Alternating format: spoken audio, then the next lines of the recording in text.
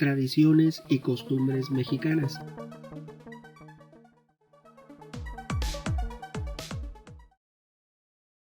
Sé bienvenido a tu canal Megófono.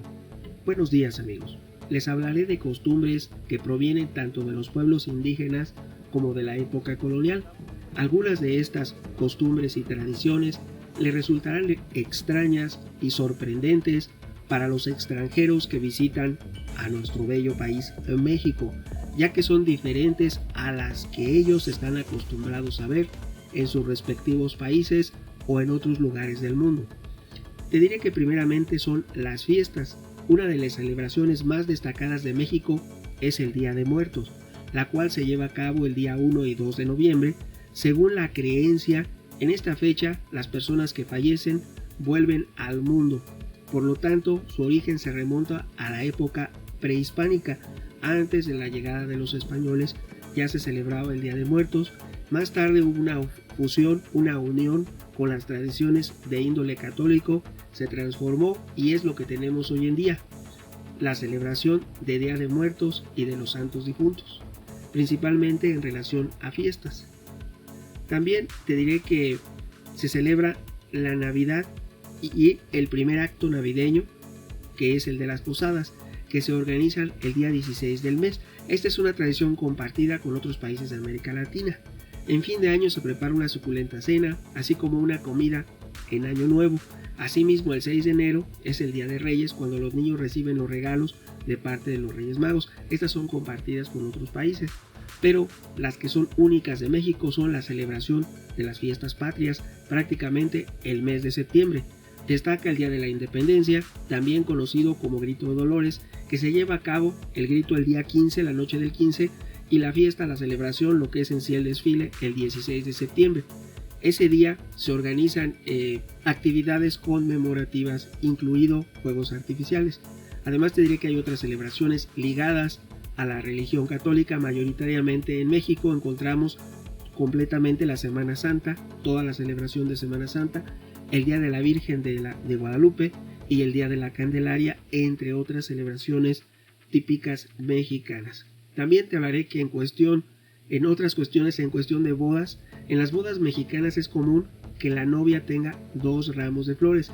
El primero, la novia se lo entrega a la Virgen después de la ceremonia religiosa. Es una costumbre que ya viene de años, que se transmite de padres a hijos. El otro ramo, el segundo ramo, que son 2, lo lanza a las mujeres solteras, pues según la tradición, quien gane el ramo será la próxima en casarse. Por eso de la novia, esta lanza el ramo y todas tratan de agarrarlo. Quien lo gane se casará, según dice la tradición. 2 ramos indica la tradición, el primero para la Virgen y el segundo para las asistentes solteras o que deseen casarse. Te diré que también la mujer durante los votos matrimoniales rodea a los novios con un lazo de color blanco que representa la unión entre los novios. Cuando se hacen los votos matrimoniales, que se entregan las arras, que son la entrega de las 13 monedas. Ahora también te diremos que ya cuando ocurre la celebración, la fiesta es sí, lo que se le llama el banquete, se lleva a cabo el baile del billete. En él el novio va recorriendo la fiesta y las personas con unos alfileres le van pegando billetes a su vestimenta, a su traje de novio, y a la novia al traje de novia. Les van poniendo billetes a todos con alfileres. De esta manera los recién casados bailan mientras amigos y familiares les cuelgan billetes del traje y el vestido.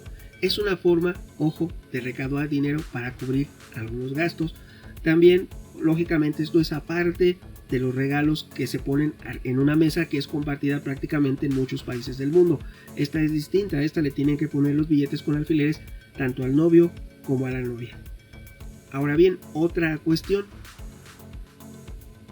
en cuestión de hábitos alimenticios.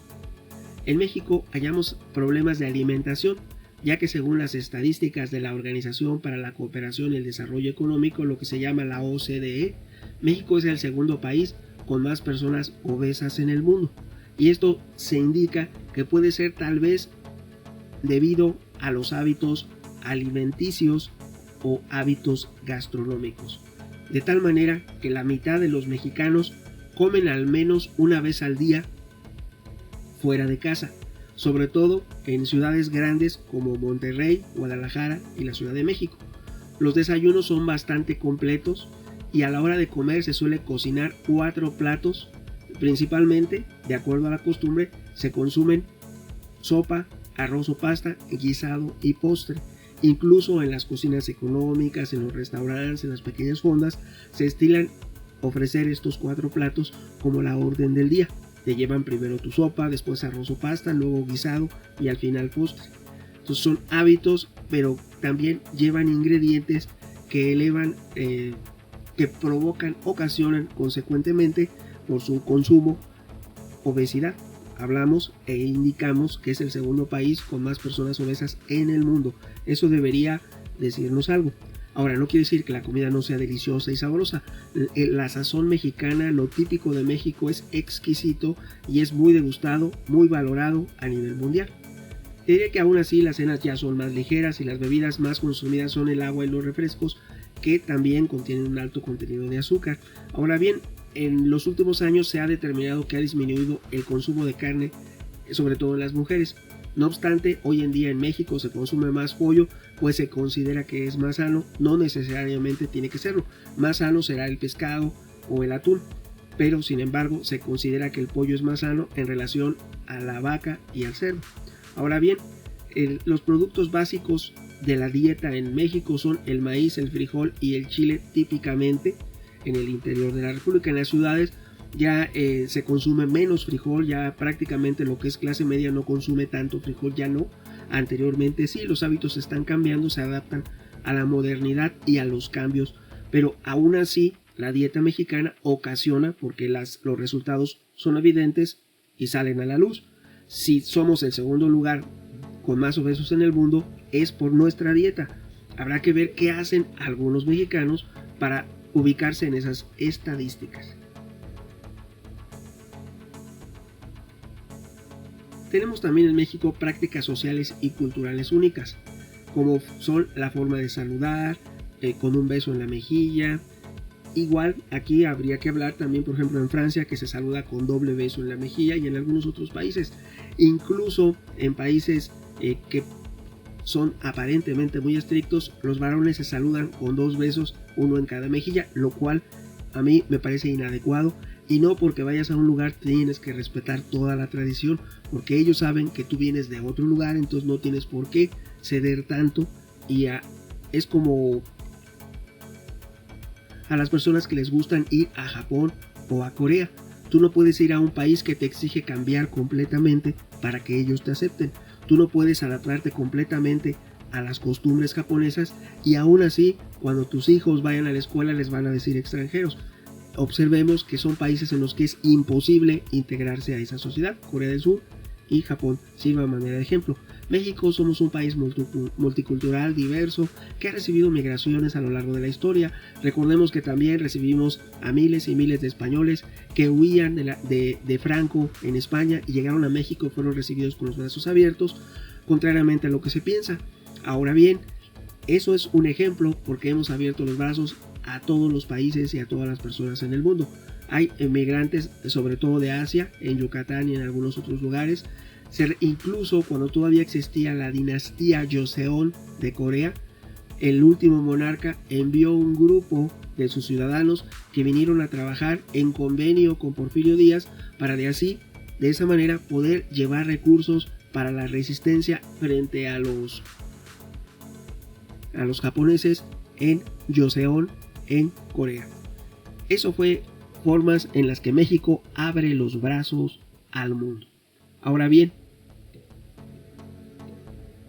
tenemos hábitos diferentes en consumo y compras, y también hábitos diferentes de lectura. Si tenemos en cuenta niños y adultos, los mexicanos leen una media de 5.3 libros al año. Es una cifra claramente positiva, ya que es el segundo país de América Latina que más lee. Estamos por detrás de Chile. Tanto se admira Chile, pero Chile es un país muy pequeño, tiene muy poca población. Chile tiene 19 millones de habitantes, México tiene 128. Es una comparación que si dividimos 18 entre 128 entre 18, somos prácticamente 8 veces más grandes que Chile. Entonces, por lo tanto, las comparaciones no pueden ser sin tomar en consideración algunos factores, algunos datos que nos arrojen luz en el camino, porque luego se dice, sirva a manera de ejemplo otros países como Finlandia, que es muy pequeño, que tiene la misma población que el estado mexicano de Michoacán. Entonces, con 5 millones de habitantes es muy fácil que puedas alfabetizar a todos, es muy fácil que realices todas las metas porque son muy pocos. En cambio, con 128 ya se complica la situación. Veamos un país como Estados Unidos, sirva a manera de ejemplo, que durante 2020-2021 hizo una vacunación histórica de millones y millones de sus ciudadanos en tiempo récord. Sin embargo, como es un país que tiene muchísimos habitantes, más de 300, pues su meta es muy alta. Entonces habrá que ver la población y el tamaño del país. Es como cuando se recibe a México, sirva a manera de ejemplo, se recibe a México habitantes de Andorra, de Liechtenstein, que son principados muy pequeñitos, o de Mónaco. Son muy pequeños, tienen muy pocos habitantes, y luego en estados como Michoacán, por ejemplo, hacen convenios los ayuntamientos como el de Morelia, y después quieren poner de ejemplo a pequeños condados en Estados Unidos o pequeños países como Andorra, donde no hay comparación. Ellos pueden lograr metas que son imposibles para una nación como México y algunas otras más en el mundo, cientos de ellas, porque la población es muy diferente. Ahora, no estoy hablando de aspectos de economía que también cuentan mucho. México es la economía 15 del mundo, pero aún así el grado de dificultad está basado en la población total del país. En cuestión de lectura, tenemos un éxito al tener una media de lectura de libros la segunda de América Latina. Ahí sería una felicitación a México como país. Y eso no viene de ahorita, viene de la tradición y desde la época en la que se inició la alfabetización con José Vasconcelos, y mucho antes, en la época del Porfiriato, que se hacían los ateneos de lectura. Era muy común que en la época del Porfiriato hubiera círculos de lectura que se organizaban en los pueblos y en las ciudades. Era una costumbre que tenía la sociedad de aquella época, el reunirse para leer con los amigos. Posteriormente se fue trasladando en el tiempo y llegó a nuestros días, haciéndonos el segundo país que más lee, aunque se está habiendo un cambio y ahora se utilizan más los medios visuales. Ahora, otros hábitos son la manera de cómo se celebran los 15 años en México. Cuando una niña va a cumplir 15 años, en México se organiza una fiesta de cumpleaños por todo lo alto, en lo que se refleja el paso de la chica de la infancia a la edad adulta. Ha crecido y se ha convertido en mujer y se va a presentar a la sociedad. Yo, a mi modo de ver, es que no debería de celebrarse este tipo de fiestas, porque no es sano que una pequeña de tan solo 15 años reciba esa presión social y se le exponga de esa manera. Sin embargo, es una tradición que se vino observando desde la época colonial en México.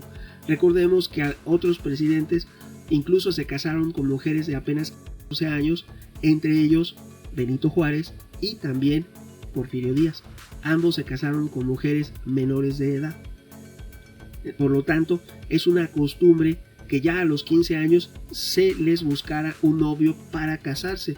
Por lo tanto, se hacía la fiesta de 15 años con el objeto de que acudieran los solteros posibles, los candidatos posibles, para celebrar una unión civil y religiosa después del mandato de Benito Juárez. Anterior a eso, únicamente una celebración religiosa.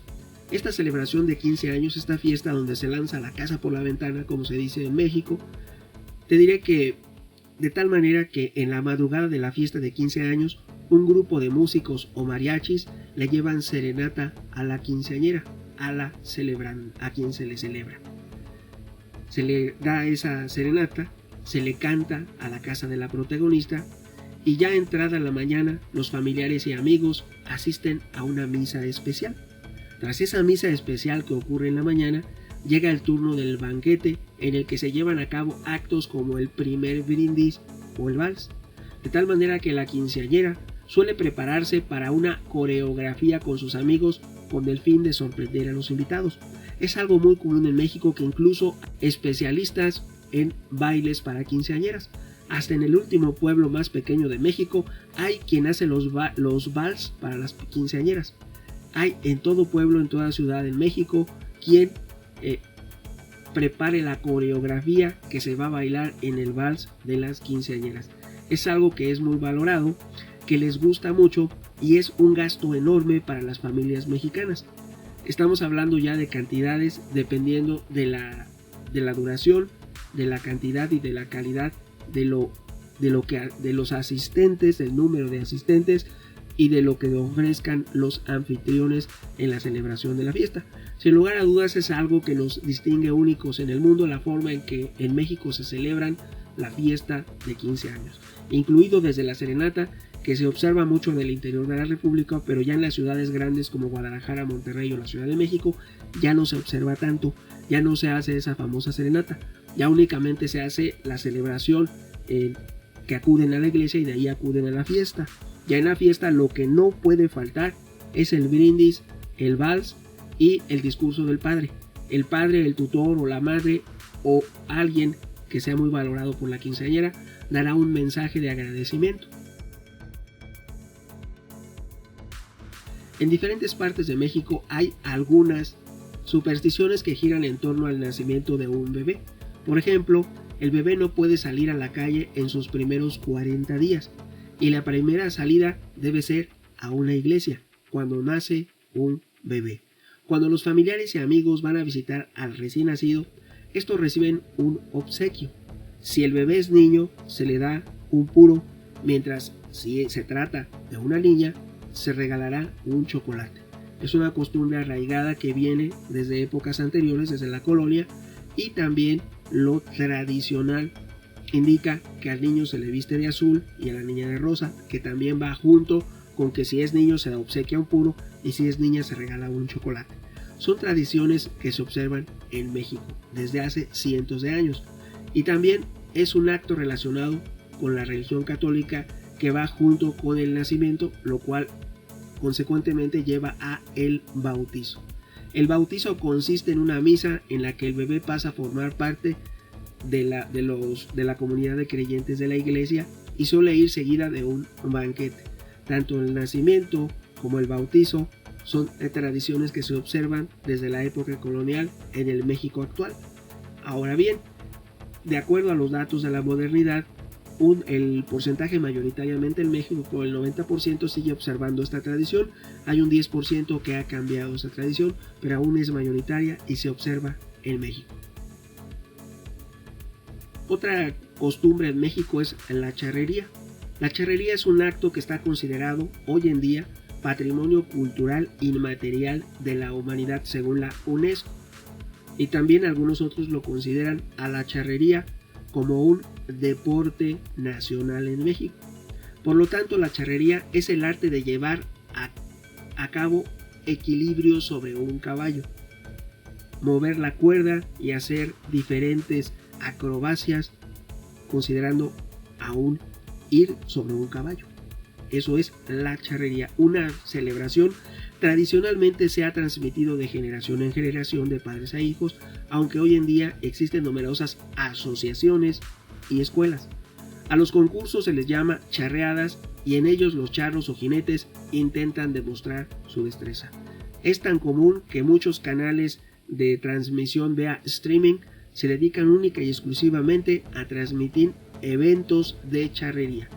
Es tan apreciada en el interior de la República Mexicana que hay recintos dedicados única y exclusivamente a la celebración de las fiestas charras. Y muchos ayuntamientos a lo largo y ancho de la geografía mexicana destinan incontables cantidades de su presupuesto para este tipo de celebraciones. Y no podía faltar una de las tradiciones muy mexicanas, que son las piñatas. Las piñatas se suelen encontrar en los cumpleaños y las posadas de Navidad.